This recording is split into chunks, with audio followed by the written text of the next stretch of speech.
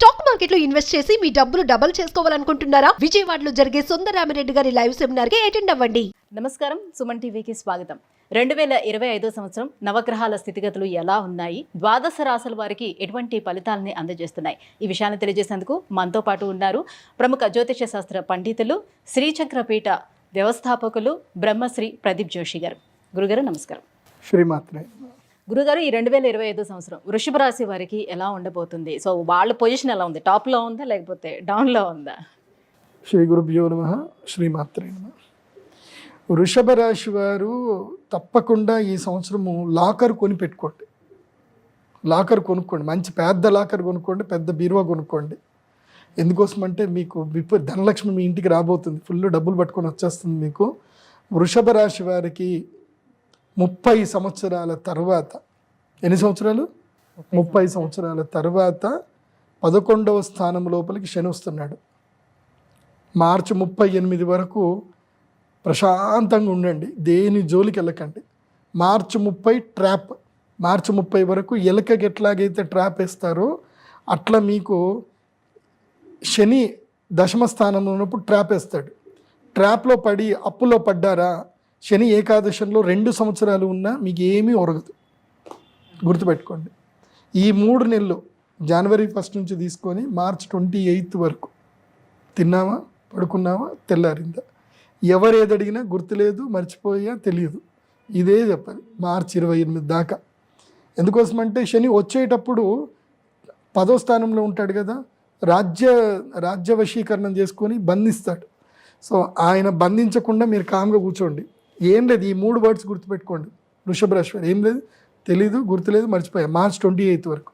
దాని తర్వాత మీరు పట్టిందల్లా బంగారం, చేసిందల్లా సూపర్. ఇంకా గురుసేనులు ఇద్దరు కూడా ఫుల్ సపోర్టివ్ ఉన్నారు. ధనస్థానంలో గురువు వచ్చేస్తున్నాడు. అక్షయ తృతీయ దాటితే ధనస్థానం లోపల గురువు వచ్చేస్తాడు. కాబట్టి గురువు శని ఇద్దరు బాగున్నారు. కాబట్టి ఈ సంవత్సరం ఎవరైనా టాప్ నంబర్ 1 పొజిషన్లో ఉన్నారు అంటే అది మాత్రం ఎవరు? వృషభ రాశి is in number 1 position. Bharani నక్షత్రం అయితే ఇక తగ్గేదలా. నేను మెయిన్గా చెప్పేది ఏంటంటే యంగ్స్టర్స్కి పెళ్లి చేసుకోకండి. వృషభ రాశి వాళ్ళు పెళ్ళిళ్ళు చేసుకోకండి. ఈ సంవత్సరం పెళ్లి చేస్తాడు గురువు, తప్పకుండా రాగానే పెళ్లి చేస్తాడు. పెళ్లి చేశారనుకోండి, వివాహం విద్యానాశనం, శోభనం సర్వనాశనం, జీవితంలో ఏం సాధించలేరు ఇంకా. సో ఈ సంవత్సరం పెళ్ళిళ్ళు చేసుకోకండి అని చెప్తాను నేను. యంగ్స్టర్స్ సంపాదించుకోండి, డబ్బులు సంపాదించుకోండి. పెళ్ళి చేసుకున్నారా, మొత్తం టైం అంతా ఎక్కడికి వెళ్ళారు, ఎప్పుడు వస్తారు, దీనికి మీ జీవితం పోతుంది. వృషభ రాశి స్థానంలోకి గురువు సెకండ్ ప్లేస్ లో గురువు వస్తున్నారు. అట్ ద సేమ్ టైం శనితో పాటు శుక్రుడు కూడా ఆ ప్లేస్ లోకి మీనరాశిలోకి వస్తున్నారు. కానీ శుక్రుడు మారుతాడండి. శుక్రుడు ఎవ్రీ 22 రోజులకి 28 రోజులకి మారుస్తాడు. శుక్రుడు ఎక్కువ రోజులు అట్లాంటి దేవుడు. శుక్రుడు ఎప్పుడు మారుతూనే ఉంటాడు. సూర్యుడితో పాటు శుక్రుడు బుధుడు మారుతూనే ఉంటారు. అందుకే ప్రతి నెల రాశిఫలాలు వినాలన్నది. నెల రాశిఫలాలు వినాల్సింది, వారం రాశిఫలాలు వినాల్సిందే. అప్పుడప్పుడు మనకి మధ్యలో వచ్చేసి కమ్మటి గోరుముద్దలు పెట్టి వెళ్తారు వీళ్ళిద్దరు. ఎవరు? శుక్రుడు, సూర్యుడు, బుధుడు. ఈ 3 మాత్రమే మనకి తీయటి గోరుముద్దలు పెట్టి మధ్యలో వెళతారు. ఈ మిగతా ఈ 2 ఉన్నాయే, సంవత్సరం దాకా వీళ్ళు ఎంటర్టైన్ చేయరు. శని 2.5 సంవత్సరాల దాకా ఎంటర్టైన్ చేయడు. ఎంటర్టైన్ చేశాడా, వీళ్ళు వచ్చినా రాకపోయినా ఇచ్చేస్తూనే ఉంటాడు శని. కాబట్టి శని కేవలం 3 గ్రహాలకు మాత్రమే యోగిస్తాడు ప్రతి సంవత్సరం.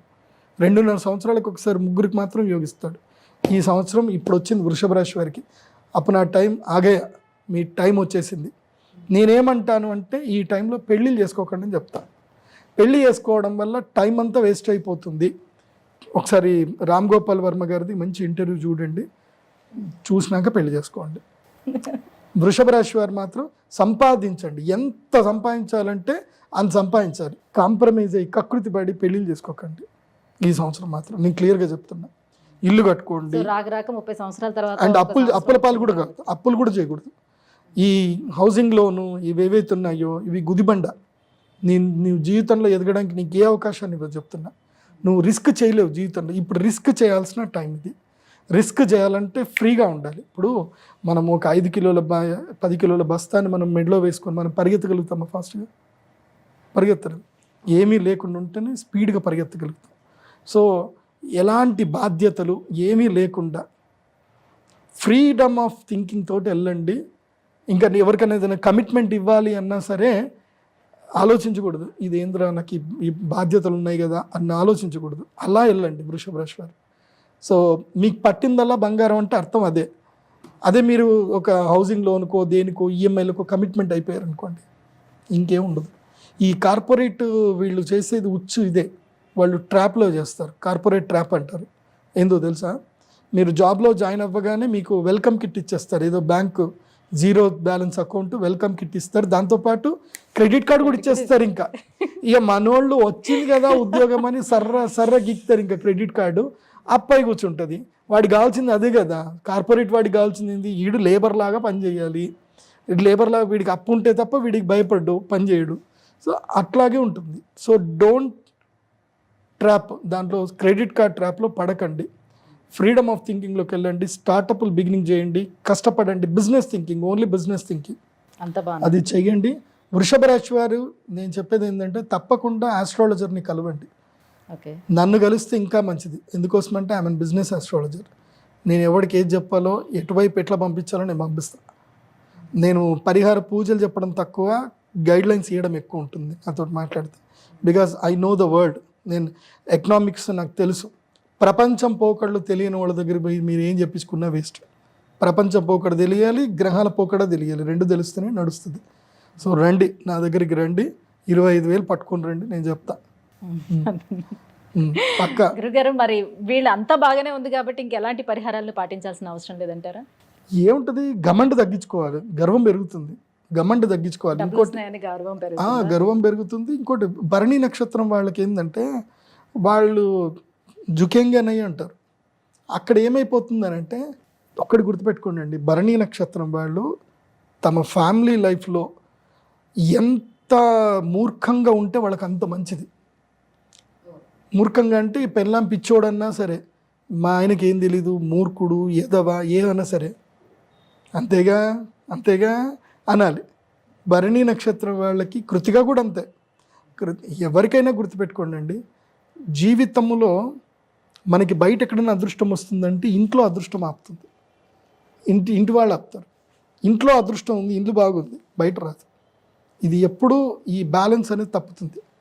ఇంట్లో ఎక్కువగా సీరియస్ లేకుండా వాళ్ళు ఏమన్నా సరే నీ ఇష్టం, అంతే నీ ఇష్టం అని అనుకొని ముందుకెళ్ళు.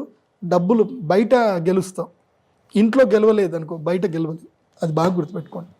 అందులోపల భరణి నక్షత్రం వాళ్ళకి గర్వం బాగా ఎక్కువ, పొగరు, కోరికలు, ఆశలు, మాటలు అన్నీ ఎక్కువ. ఎందుకోసమంటే పెద్ద నక్షత్రం అది భరణి నక్షత్రం. భరణి అంటేనే అగ్ని. అది గురుగారు, ఈ 2025 సంవత్సరం వృషభ రాశి వారికి ఎలా ఉండబోతుంది? సో వాళ్ళకి అదృష్టం పట్టిందల్లా అదృష్టమే ఉండబోతుంది. అక్షయ తృతీయ యాగం చేసుకోవాలి వృషభ రాశి. అక్షయ తృతీయ మహాలక్ష్మి యాగం చేస్తే యు మే ఇన్వైట్, మీరు లక్ష్మీదేవిని ఇన్వైట్ చేసినట్టు. యంత్రం తీసుకోవాలి, మా శ్రీచక్రపీఠంలో చేస్తాము, రండి యంత్రం తీసుకోండి. అప్పుడు అమ్మవారు మీ దగ్గరకు వస్తారు. నేను ఇచ్చే గైడ్లైన్స్ ఫాలో అవ్వండి. గురుగారు, ఈ 2025 సంవత్సరం వృషభ రాశి వారికి ఎలా ఉండబోతుంది?